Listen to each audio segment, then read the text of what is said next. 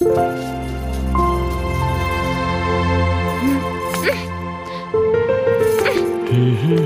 पहलवान, यहाँ आवा। बोली हजूर, छुआड़ा खाइब की खजूर? तहार कपार खाइब। हम जाना तानी कि तुमके टाइट चीज बहुत पसंद बा। अच्छा तो लूज कर दी का? अभी हमार मूड नहीं खे।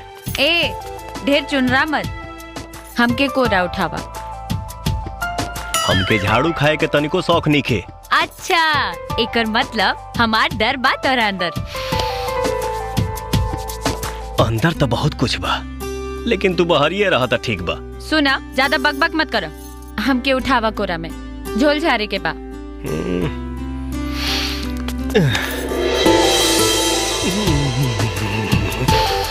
अरे यार, बिना जाड़ा के कापत काहे बड़ा? कुछ होता का?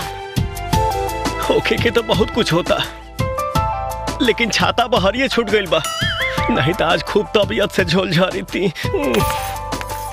ला त झाड़, हम जाता नहीं दोसर काम करे। ना जाने कौना नक्षत्र में पैदा भइल भी है कि जब लोहा गरमाता तब पानी छिड़क के भाग जाती है।